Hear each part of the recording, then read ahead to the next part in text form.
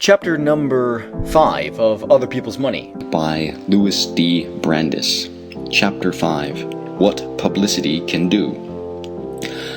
Publicity is justly commended as a remedy for social and industrial diseases. Sunlight is said to be the best of disinfectants, electric light the most efficient policeman, and publicity has already played an important part in the struggle against the money trust.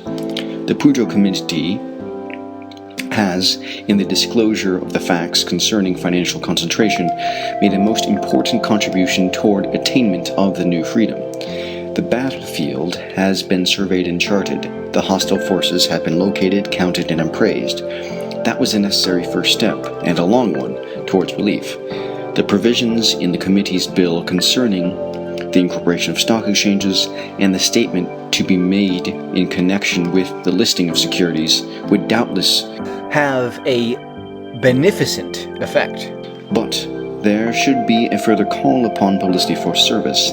That potent force must, in the impending struggle, be utilized in many ways as a continuous remedial measure. Wealth. Combination and control of other people's money and of other people's businesses. These are the main factors in the development of the money trust. But the wealth of the investment banker is also a factor.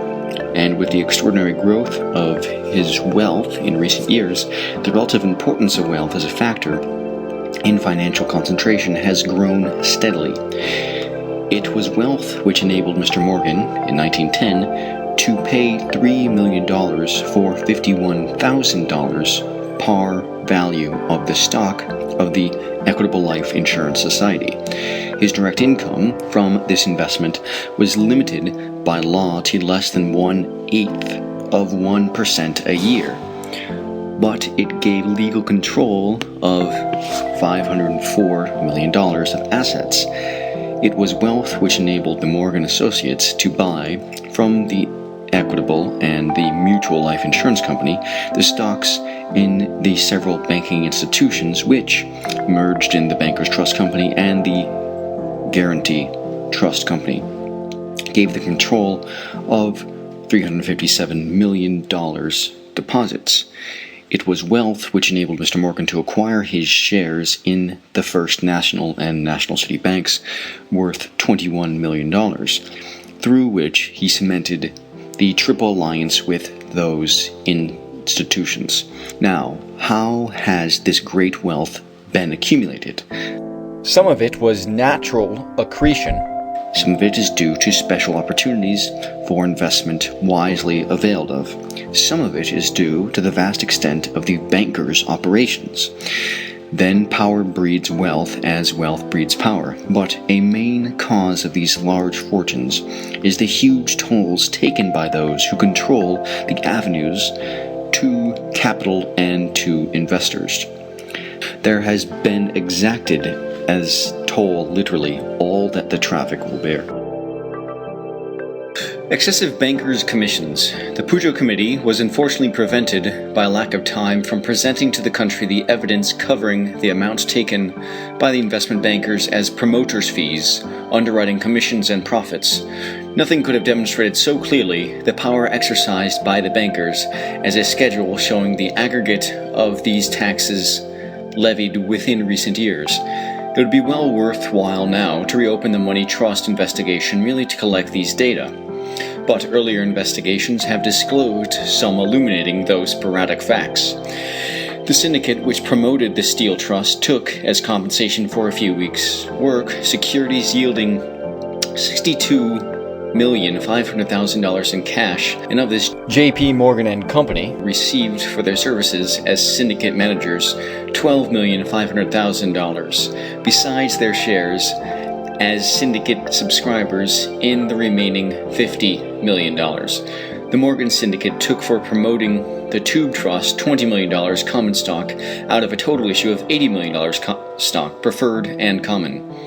Nor were monster commissions limited to trust promotions.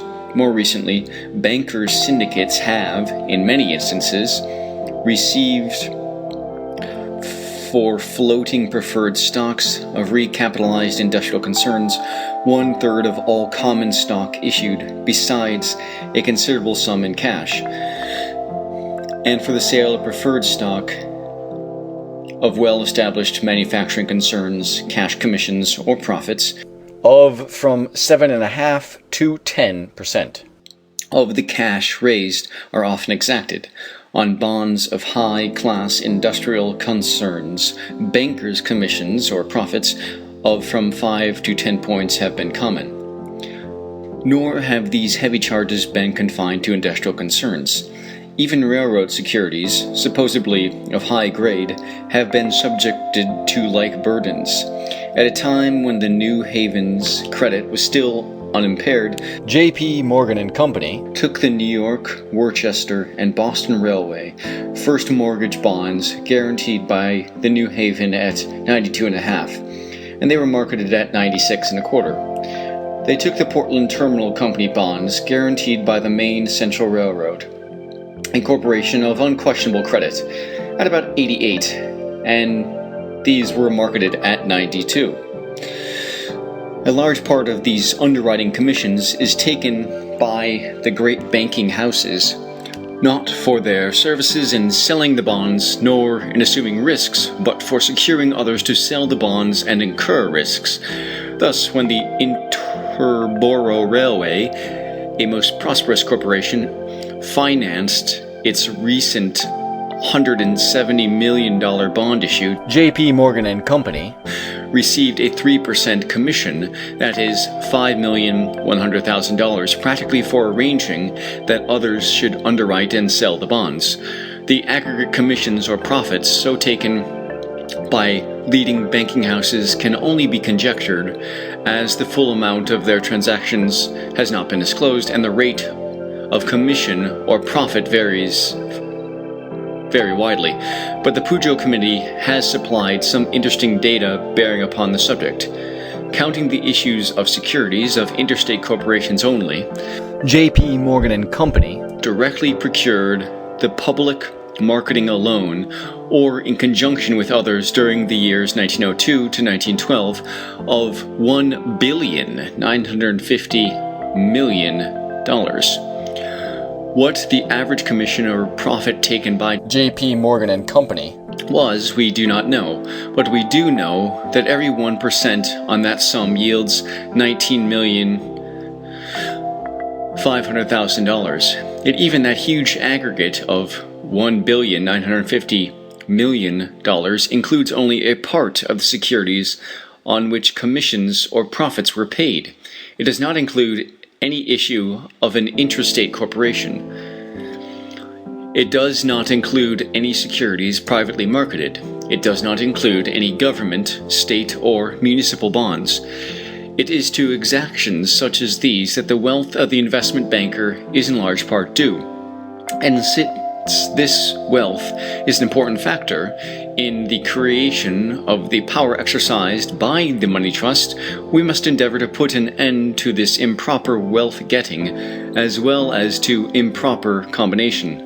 The money trust is so powerful and so firmly entrenched that each of the sources of its undue power must be effectually stopped if we would attain the new freedom. How shall excessive charges be stopped? The Pujo Committee recommends, as a remedy for such excessive charges, that interstate corporations be prohibited from entering into any agreements creating a sole fiscal agent to dispose of their security issues, that the issue of the securities of interstate railroads be placed under the supervision of the Interstate Commerce Commission, and that their securities should be disposed of only upon public or private competitive bids, or under regulations to be prescribed by the Commission, with full powers of investigation that will discover and punish combinations which prevent competition in bidding. Some of the state public service commissions now exercise such power, and it may possibly be wise to confer this power upon the Interstate Commission, although the recommendation of the Hadley Railroad Securities Commission are to the contrary. But the official regulation, as proposed by the Pujo Committee, would be confined to railroad corporations, and the new security issues of other corporations listed in the New York Stock Exchange have aggregated in the last 5 years. $4,525,404,025, which is more than either the railroad or the municipal issues.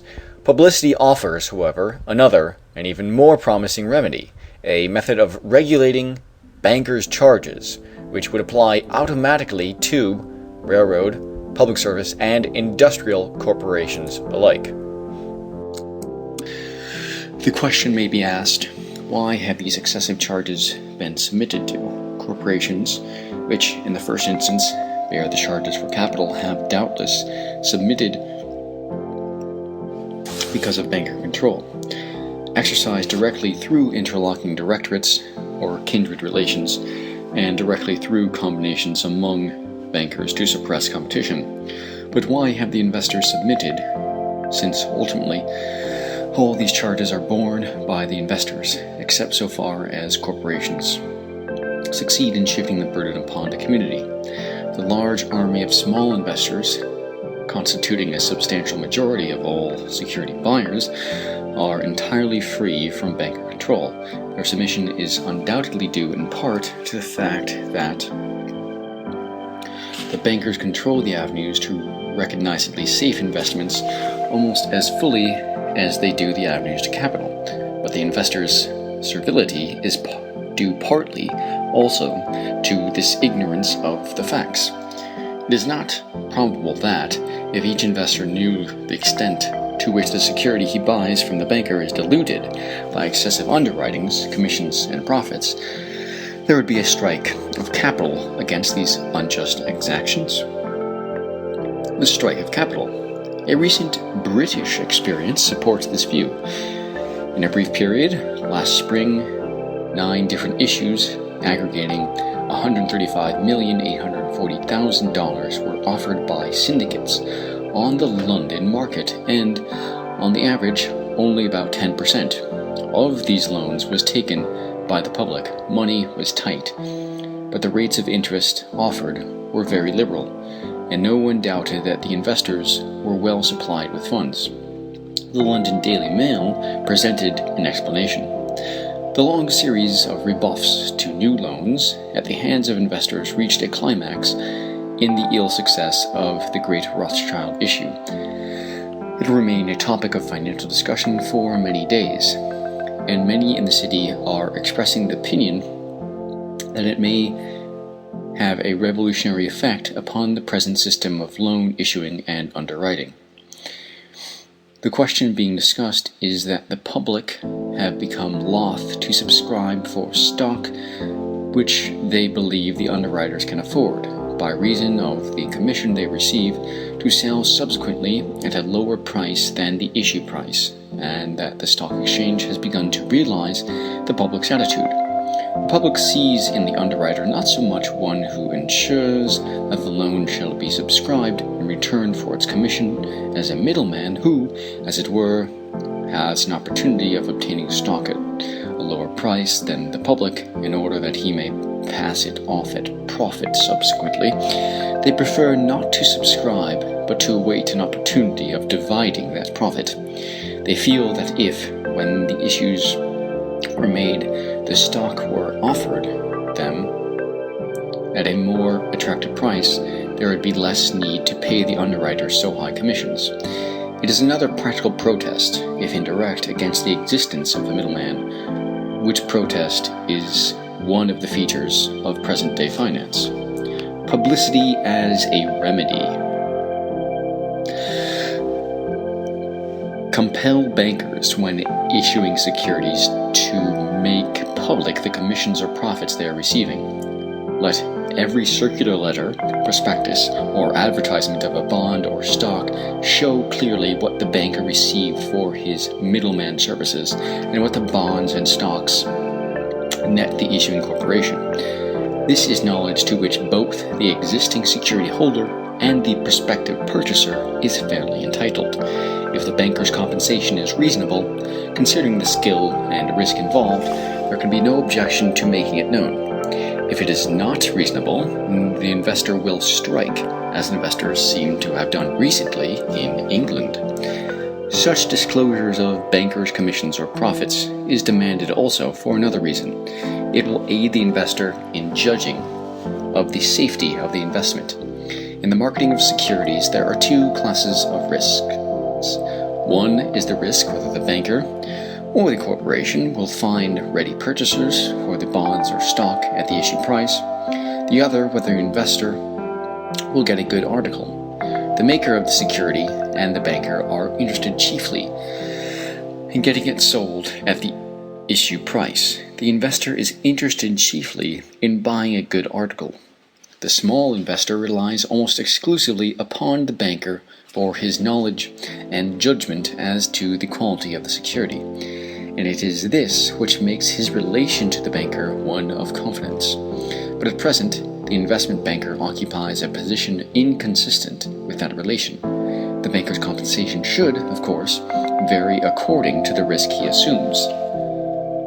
Where there is a large risk that the bonds or stock will not be promptly sold at the issue price, the underwriting commission, that is the insurance premium, should be correspondingly large. But the banker ought not to be paid more for getting investors to assume a larger risk. In practice, the banker gets the higher commission for underwriting the weaker security, on the ground that his own risk is greater.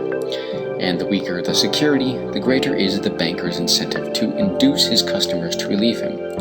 Now, the law should not undertake, except incidentally in connection with railroads and public service corporations, to fix bankers' profits, and it should not seek to prevent investors from making bad margins. It is now recognized in the simplest merchandising that there should be full disclosures.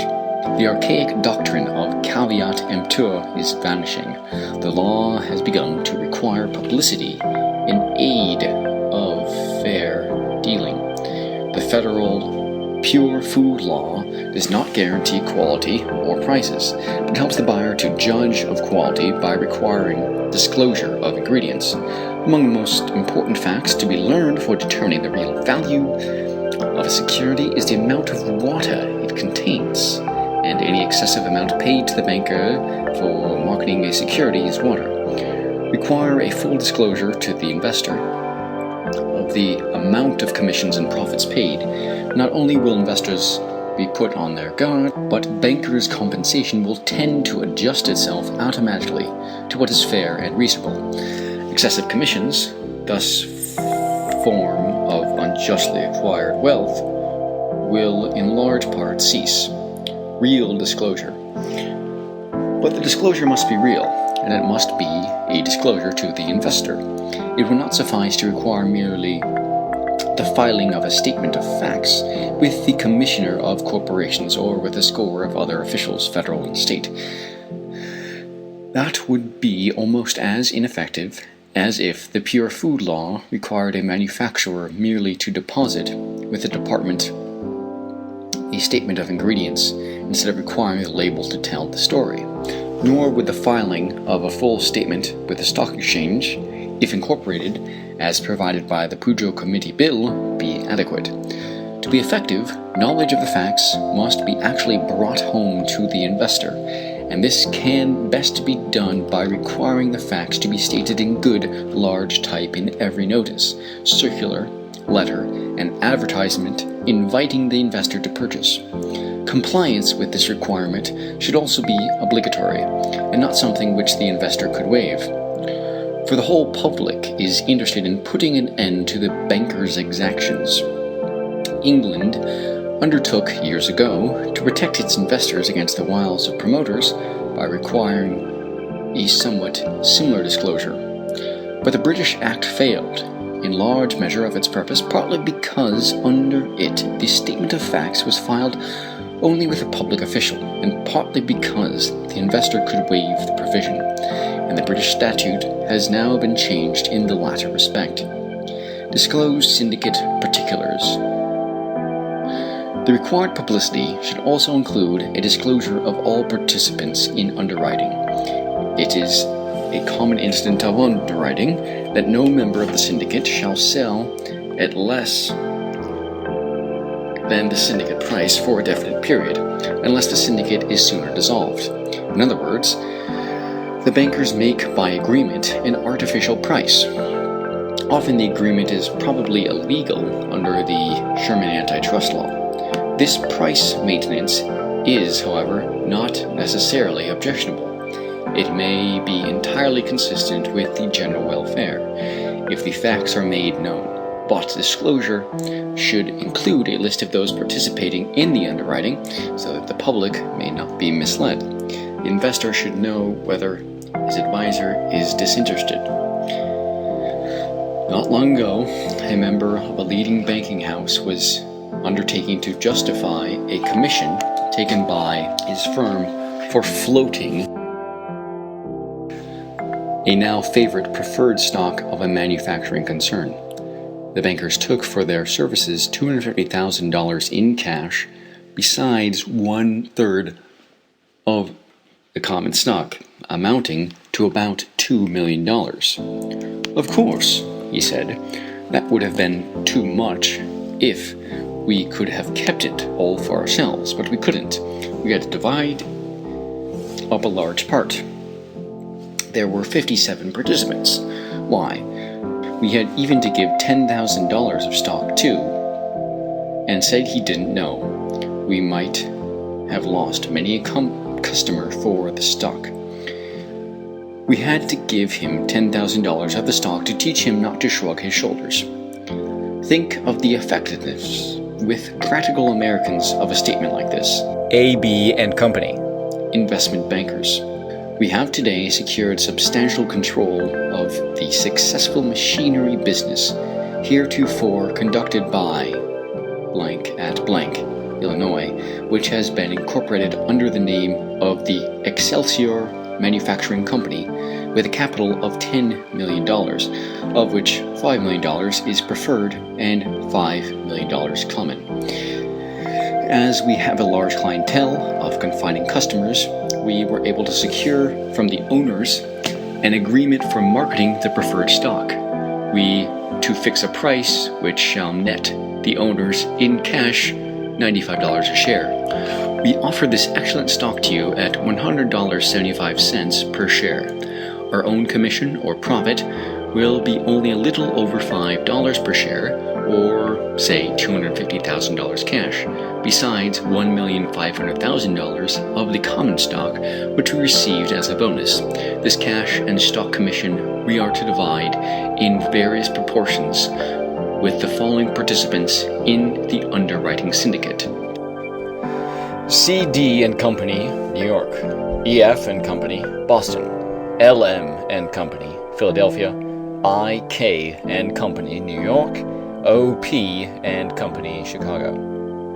Were such notices common, the investment bankers would be worthy of their hire, for only reasonable compensation would ordinarily be taken. For marketing the preferred stock, as in the case of Excelsior Manufacturing Co., referred to above, investment bankers were doubtless essential, and as middlemen they performed a useful service. But they used their strong position to make an excessive charge. There are, however, many cases where the banker's services can be altogether dispensed with, and where that is possible, he should be eliminated, not only for the economy's sake, but to break up financial concentration. End of chapter 5. Recording by John K. Thomas, John Thomas Kuzmarsky. John.